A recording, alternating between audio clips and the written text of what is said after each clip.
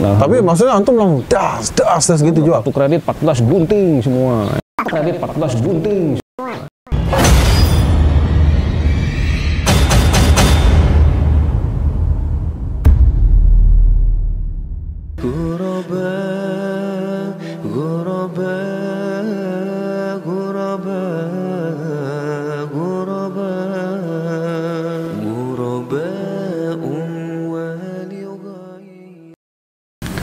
Bismillahirrahmanirrahim. Assalamualaikum warahmatullahi wabarakatuh. Waalaikumsalam. Bismillahirrahmanirrahim. Wassalatu wassalamu ala rasulillah wa ala alihi wa sahbihi wa man wala amma ba'd. Sahabat muslim, hari ini alhamdulillah dengan segala kemurahan Allah dan pertolongan Allah, saya bertemu lagi kawan lama saya yang sudah lama dah, mungkin hitungannya belasan tahun, yaitu teman dahulu di sebuah posisi, di sebuah keadaan dalam perjalanan hidup manusia yang mungkin juga antum pernah mengalaminya. Ya, dia adalah teman saya, namanya panggilannya apa sih Kang? Ricky. Ricky ya? Tapi terkenalnya namanya Ricky Asbo. Beliau ini membuat nasyid-nasyid Islami yang ternyata itu sudah didengarkan dan disimak oleh jutaan orang, Masya Allah. Nah, karena saya melihat seperti itu, lalu kemudian Allah pertemukan lagi dengan saya dengan beliau. Kemudian saya merencanakan untuk mewawancarai beliau, bagaimana perjalanannya. Mudah-mudahan ini bisa menginspirasi sahabat muslim semua, bisa menginspirasi kita semua. Kita ambil banyak hikmah-hikmah yang mungkin beliau pernah jalani dalam kehidupan ini dan bisa menjadi contoh buat kita semua. Oke, Assalamualaikum warahmatullahi wabarakatuh. Waalaikumsalam warahmatullahi wabarakatuh. Kang Ricky Asbo.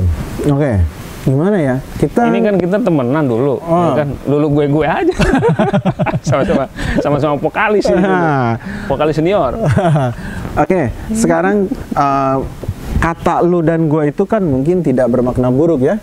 Supaya lebih nyaman kita terdengarnya, dan mungkin juga anak-anak muda yang menyimak yang suka menyimak antum dan juga pernah melihat video Ana dari musisi pensiun bisa mengambil ibronya, kemudian supaya kita lebih nyaman lah ngobrolnya ya. Oke, Ane mau nanya nih, ngomong-ngomong, lu tuh kapan sih hijrahnya tuh, sejak kapan lo? Hijrah ya? Ya, hijrah artinya ya terserah mau dimaknai hijrah totalnya atau mulai ada percikan sesuatu lah, nilai-nilai spiritual tuh gimana lo bisa begini nih? Mulainya gimana? Iya, bismillahirrahmanirrahim. Assalamualaikum warahmatullahi wabarakatuh. Waalaikumsalam warahmatullahi wabarakatuh. Alhamdulillah nih Ana sangat bersyukur sekali Allah bisa mempertemukan kembali nih sohib lama. Masya Allah, nih Ana kagum sama beliau nih dulu tuh. Ini soalnya vokalis senior Ana dulu nih. Masya Allah. Ya. Sekian tahun ya ketemu, alhamdulillah nih ya, sama-sama berjenggot. Sama-sama gitu. Nggak nyangka makanya ketemu, Masya Allah gitu ya. Dulu kita sama-sama begini ya. Ya, gimana tadi? Jadi kembali ke sejak topik kapan tuh? Pembahasannya sejak kapan. Kalau bicara mengenai pendidikan agama, ini alhamdulillah Ana dapat bimbingan dari orang tua. Masya Allah, orang tua dulu sangat menekankan sekali gitu ya masalah agama, sehingga dalam perjalanan sejak bermusik tuh tahun 96 ya, 96, kemudian alhamdulillah masuk Sony tahun 2001 ya, 2001 lah, 19 tahun yang lalu berarti ya. Wah, Masya Allah. Oh. Iya ya kan? Subhanallah ya. 2001. Wow. 2001 itulah 20 atau 19 tahun yang lalu lah. Masuk Sony Musik, alhamdulillah. Ya. Padahal dulu prestasi banget gitu masuk label kan dulu. Nah, kemudian karena bimbingan agama dari orang tua yang sangat kuat dulu, sehingga alhamdulillah Ana tuh walaupun dulu bermusik, manggung ke sana, manggung ke sini, dikeroyok sama Afwan ya, perempuan ya kan. Habis manggung pasti gitu ya, keroyok sama ahwat itu, bukan ahwat. Ya ahwat lah, perempuan lah. Insya Allah dulu, nah alhamdulillah sholat tetap ya kan. Oh, Masya Allah, antum dari dulu sejak masih di situ sholat jalan? Alhamdulillah. Alhamdulillah dari kawan-kawan ngeband ini, temen ngeband itu, alhamdulillah gitu, Allah masih menjaga anak sholat gitu. Oh, Masya Allah, ya. Karena orang tua tuh betul-betul gitu, karena berasa sekali gitu, bahwa pendidikan orang tua itu keras zaman dulu itu memang, ya inilah hasilnya gitu, kita nggak mau ninggalin sholat gitu. Oh, iya. Gitu, karena penting sekali, makanya ada pilar-pilar yang masih dipegang gitu, ya, walaupun luar gitu. Iya, walaupun Masya Allah namanya. Tahu sendiri kali ya. Anak band gitu kan ya. Tahu sendiri kan kamu, jangan-jangan kamu mungkin juga sedang ada di masa ini sekarang. Kita lihat nih, coba ini bisa jadi acuan nih. Ya. Iya, mungkin itu salah satu yang membuat Allah tetap sayang sama anak. Oh, Masya Allah. Karena anak berusaha ngejaga gimana caranya tetap taat sama Allah gitu. Orang Islam nggak sholat, itu tanda tanya Islamnya gitu. Ya kan? Maka di situ alhamdulillah gitu.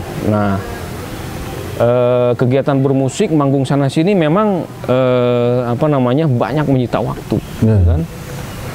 Sampai berarti jadi pendidikan agama sudah dari 20 tahun lebih itu sudah ditanamkan orang tua ya, yang basic pilar-pilarnya gitu ya, kayak sholat gitu ya. Iya. Jadi antum berjalankan itu, tapi sholat masih ya? Sholat tetap, alhamdulillah. Antum kayaknya lebih mulia dari Ana dulu untuk urusan ini gitu ya, Masya Allah. Lanjut. Ya, terus kemudian berjalannya waktu 2004 Bapak kasih ultimatum. 2004 kasih ultimatum, Ricky, kamu pilih Bapak apa pilih musik? Hah? Oh, bilang gitu? Bapak. Oh, Masya Allah. Karena buat Bapak ya nggak begini generasi Islam itu harusnya. Oh, dia tahu ya dunia ente tahu. Iya, dia. Tahu. Dunia lu tahu ya dia. Tahu gitu. Bapak tuh dulu ya memang karena memang basic agamanya kuat, dia pengennya anak-anaknya itu ya menghindari gitu. Tapi karena dulu memang seneng musik, ya kan, mungkin salah gaul kali. Aneh gelutin sampai akhirnya masuk Sony Music Indonesia 2001 itu albumnya album kompilasi Indie Tank 2. Ya. Nah itu satu prestasi gitu. Dan anak pengen tunjukin ke Bapak gitu, Pak. Ini ada hasilnya, Pak. Ada hasilnya, Pak. Gitu. Aku terkenal gitu. Iya. Aku manggung sana sini. Iya. Gitu, kan. Di masa itu ya itu yang dicari kan? Iya, masih itu ya kan, ketenaran, ya kan. Kemudian apa namanya? Ya pujian, apalah gitu kan. Itu duniawi lah sifatnya. Bapak mah cita-cita naon, anak-anak cita-citanya naon kan gitu, nggak matching ya? Nggak matching gitu. Nah, apalagi ngelihat aneh makin jauh kan, makin jatuh mungkin dari pandangan Bapak, cewek ya kan segaul sama anak-anak yang begini ya kan. Makin intens itu ya? Iya, apalagi sempat masuk TV, wawancara sana sini, waduh. Udah, jadi Bapak ngasih ultimatum. Itu langsung begitu tuh ultimatumnya? Sebelumnya emang Bapak udah kasih ini warning gitu, jangan terlalu lah, jangan terlalu digelutin lah gitu. Mungkin cuma karena ngeliat tuh terlalu jauh ya kan. 2004 udah kasih ultimatum, pilih Bapak apa pilih musik. Di situ anak lagi di puncak-puncak itu. Lagi in-innya ya. Lagi mau ngegedor, lagi mau terbang bener ke atas ya. Dicetak gitu ya. Begitu, itu kan shock banget buat anak. Wah gitu. Iya tuh. Satu sisi aneh pengen bahagiain orang tua ya kan, tapi lewat jalur musik. Padahal itu ada cita-cita juga untuk orang tua itu ya? Ada ya? Pengen bangga orang tua ya? Pengen banggain orang tua. Ada ya? Cuman mindset saat itu adalah ada niat baik berarti tanda penting ya? Ada niat baiknya? Ada niat baik gitu. Ya kan pengen buktiin gitu orang tua, Pak aku bisa ngasilin loh gitu kan. Gitu. Tapi kan mindset anak saat itu ya prestasi itu loh dengan bermusik, dengan tenar ya kan, dengan digandrungin teman-teman apa gitu. Gitu. Ternyata ya baru sekarang anak menyadari bahwa ya nggak begitu kesuksesan itu. Alhamdulillah gitu. Alhamdulillah Bapak tuh kasih ultimatum gitu. Saya tuh sedih. Karena waktu itu kan anak tuh motornya band. Oh iya, lagu-lagu yang anak ciptain ya kan, sebagian kecil, sebagian besar anak yang ciptain. Aransemen juga. Aransemen juga. Oh motor grup ya. Motor yang ngasih nama band anak sendiri. Yang rekrut teman-teman anak juga. Antum juga? Iya. Ikut gitu. Alhamdulillah. Dan sebagian kawan juga ngerekrut kawannya juga gitu kan. Seperti itu. Nah, shock ketika di ultimatum seperti itu, ya kan, akhirnya bikin anak mikir keras gitu. Ini sebetulnya yang diinginkan orang tua apa, gitu kan? Pikir lagi, ya sudahlah, sementara anak ikut dulu dah orang tua, gitu kan? Lu ikut pilih orang tua kan? Gitu? Orang tua aja dulu lah. Berarti saat itu tinggalin total udah. Bilang ke teman gimana? Teman, ya aneh dengan muka murung, ya kan, dengan sedih, dengan keberatan, aneh ngomong ke teman-teman gitu. Ente datang ke teman-teman nih? Datang ke teman-teman. Iya. Terus ngomong? Gimana ngomong gitu? Ya bengong semua gitu kan. Ya bengong semua, walaupun memang sebelumnya mereka sendiri mungkin udah agak ngeliat juga kan bapak tuh gimana gitu. Oh, tapi udah ada ini ya, udah tahu ya, ada pertama ya. Gitu. Cuman akhirnya waktu itu ya udah, mendingan jujur aja ya kan. Jujur, anak bukan nggak mau ninggalin band, bukan nggak mau berkontribusi lagi. Itu masalahnya. Luar biasa ya. Lu tuh ternyata anak berbakti juga. Udah punya, jadi nggak salah orang tua didik anak tuh dari kecil itu ada kebaikan, jadi nggak akan hilang. Dan ketika dikasih pilihan seperti ini, lu bisa pilih orang tua. Kan banyak, nggak sedikit anak yang kemudian pilih, oh bye-bye orang tuaku kan gitu, aku kesini nih kan. Betul sekali itu. Ente pilih orang tua. Ngomong sama teman-teman dengan berat hati, dengan sedih ya kan, perjuangan selama, bayangin dari tahun 96 sampai 2004, berapa tahun tuh? Ya. 9 tahunan. 8 tahun. 8 tahun. Berjuang bareng-bareng ya kan, susah bareng, latihan bareng. Ya kan, manggung sana sini bareng. Terus? Tapi ya gimana gitu, anak nggak mau durhaka gitu. Pikirannya kan sampai orang tua marah. Gimana terus hidup gua gitu kan, nggak bakalan bener nih hidup durhaka sama orang tua. Lu kebayang-bayang aja kan gitu. Oh, Masya Allah, itu terbayang ya? Udah ini tertanam itu. Masya Allah. Nah, ini sedikit nih anak garis bawain, ternyata bikin sesuatu, meletakkan sesuatu dasar yang baik itu nggak akan ada ruginya. Suatu ketika kalau kayak prasasti itu dikena lumut, dikocok-kocok, lama-lama tulisan prasasti itu masih ada. Nah ini bukti konkretnya. Betul, teman-teman. Ya, lanjut. Ya. Jadi memang apa yang ditanamkan orang tua itu berasa sekarang gitu. Jadi memang pondasi agama itulah yang paling utama gitu. Oh gitu ya. Betul. Oke. Tadi sejak kapan hijrah kurang lebih resminya lantar berarti ketika Anda ngomong 2004 tuh ke teman-teman? 2004 itu anak cabut dari band. Cabut tuh? Cabut dari band. Stop. Udah banyak yang menyayangkan gitu. Nah ya pastilah. Nggak salah lu. Capek-capek berjuang sampai kenapa lu kesurupan lu ya? Iya gitu, seperti itu. Iya, betul. Nah, tapi saya jelaskan ini harus pilih ini kan. Pilihan berat ini. Itu kan ini orang tua gitu. Dan buat orang tua udah segala-galanya saat itu. Ya, betul. Masya Allah. Sudah nih. Ya, teman-teman alhamdulillah ngerti gitu. Oh, ngerti. Ya mau gimana lagi kan, ente yang milih kan gitu kan. Jalan terus. Mereka terus ya? Mereka jalan terus. Karena berusaha sama orang tua, bapak maunya gimana gitu. Ikutin aja dah. Gitu. Berarti sejak 2004 itu 2004 off musik. Kemudian anak sibuk dengan berbagai hal lah, dengan kerja, ada buka usaha, ada segala macam. Selain musik ya pokoknya ya. Pokoknya selain musik lah. Selain musik, antum sibuk untuk hal lain ya, bantu orang tua, usaha dan lain-lain gitu kan? Oke. Nah 2010 bapak meninggal. 2010 bapak meninggal ya? 2010 bapak meninggal. Ada kawan datang lagi, ya musisi ya, teman-teman lah. Ki, sayang lu punya bakat, lu punya badai tak berlalu. Ya kan, lu punya bakat, lu punya skill, lu punya nama, lu punya ini. Sayang lu, coba lu kan musisi, ya kan? Lu bikinlah album dah gitu. Anu terpacu lagi. Kayak api siramin bensin kan, masih ada percikan api dikit. Masih ada dikit. Ceprot dikasih cepretan bensinnya. Cepretan bakar lagi. 2010 ngapain tuh? Bikin album 9 lagu. 2011 itu. Masih album konvensional kan, musik gitu? Musik masih musik. Band gitu biasanya. Iya, karena waktu itu Anda masih berpikir musik doang gitu kan. Nah, gitu. Belum ada pemikiran dalil-dalil syar'i gitu ya. Belum ngarah-ngarah ke dalil-dalil gitu ya. Bahwa ini halal atau haram atau apa, nggak ada ya. Ada. Cuma mikirnya Aneh pengen inilah, pengen walaupun tuntasin kemarin nih. tuntasin bisul, pecahin bisul. Itu musisi kan kalau bukan musisi kalau mau punya album, pikirannya kan gitu kan. Harus bikin album nih gitu. Oke, 2010 ngapain tuh? Nah, 2011. Oh, 2011. Sebelum meninggal bapak ya kan.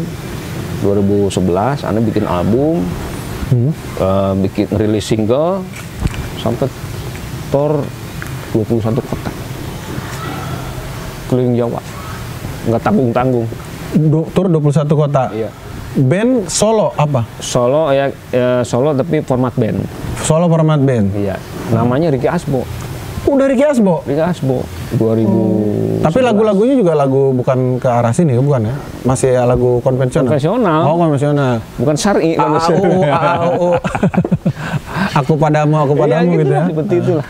Ya kan ngikutin arus lah mainstream. Udah. Pokoknya gitu. Biasa aja itu mah 2010 menuntaskan yang bisul. Betul. Yang belum pecah di tahun 2004. Puncaknya 2013 itu Aneh bikin full album.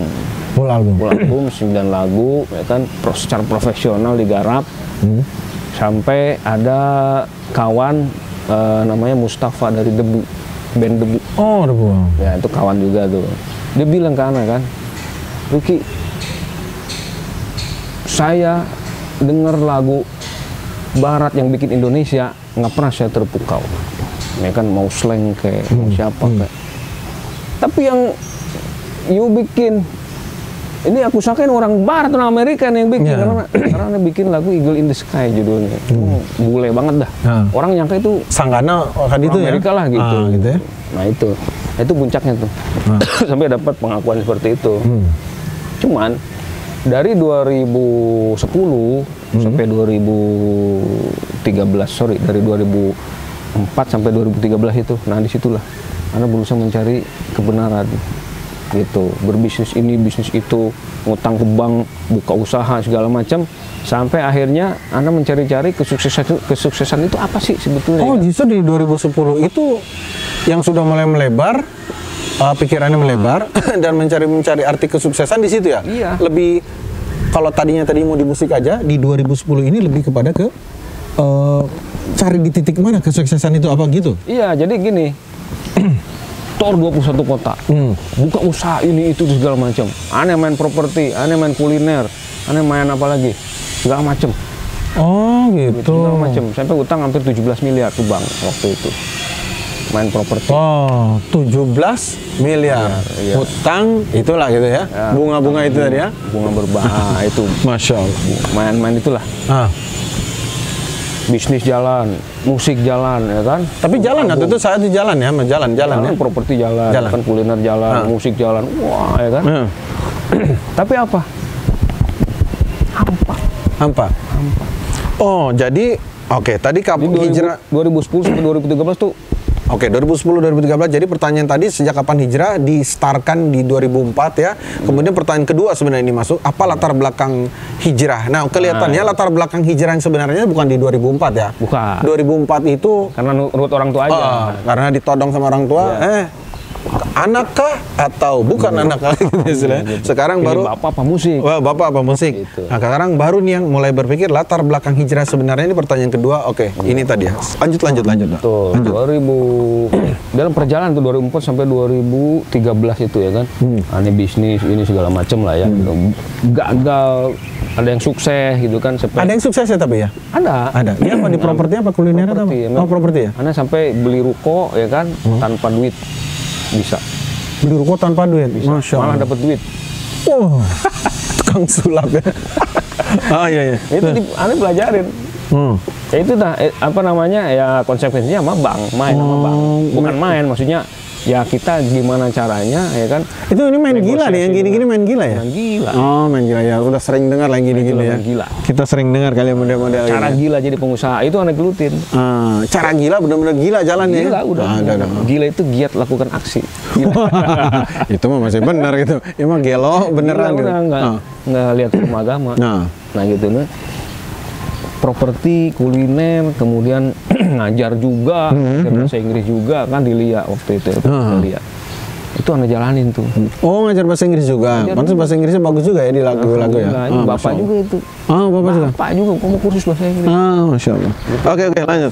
Nah, terus dalam pencarian itu ya kan utang besar ke bank, tapi properti banyak.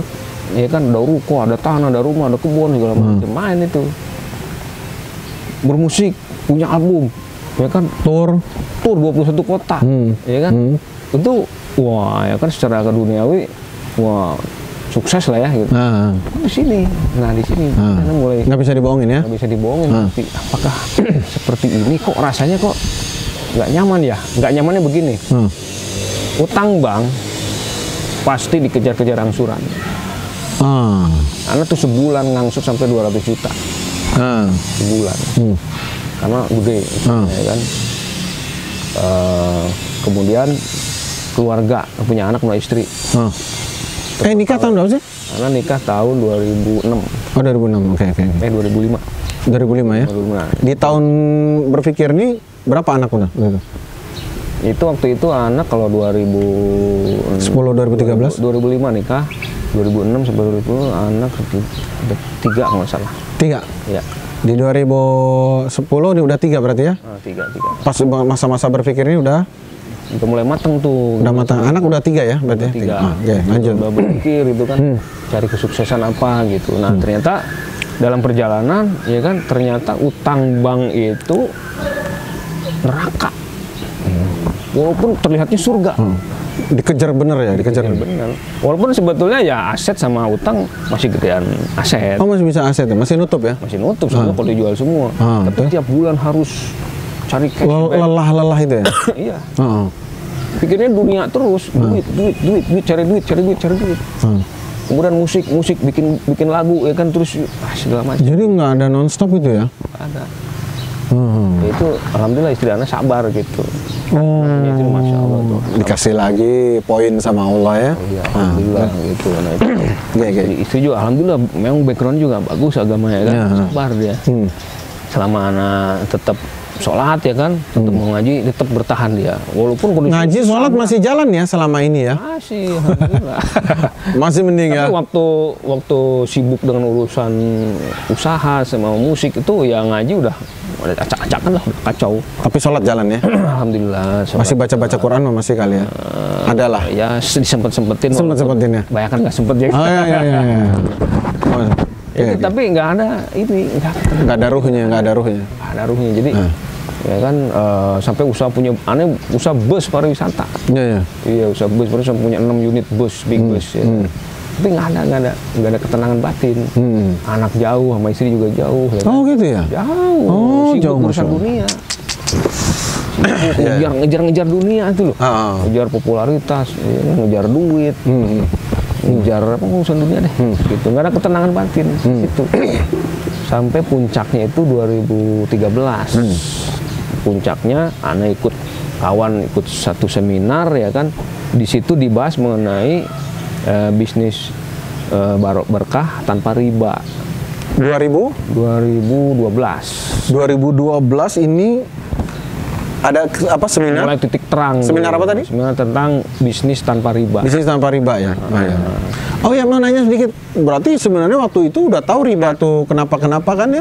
Udah tahu kan waktu mengambil duit riba tuh? Sebetulnya tahu tapi nggak paham.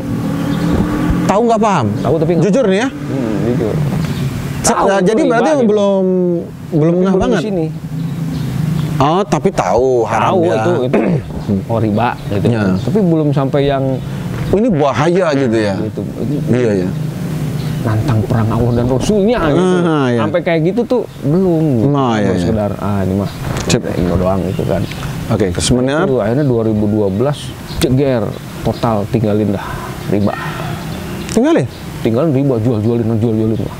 Jadi antum tuh langsung kayak kemarin 2004 putus jegret, ini pun jeglek juga? Jeglek juga, udah jual-jualin. Begitu ikut itu, memang beberapa kali saya ikut seminarnya itu ya. Nah, tapi maksudnya antum langsung das gitu jual. Kartu kredit 14 bunting semua. 14 biji. 14 biji. Baik. Subhanallah. Terus bunting semua, orang buang-buang udah. Orang wah tuh kerang-kering nawa dengan kartu kredit terus ya kan. Pak kenapa di ini pengguna, mohon maaf saya udah nggak urusan sama bank lagi. Maaf ya sahabat muslim, mungkin jangan ada yang tersinggung. Yang gini kan cerita ini banyak nih, ribuan nih. Kalau ada yang nonton nih, kerang-kering itu potong kartu kreditnya, Masya Allah.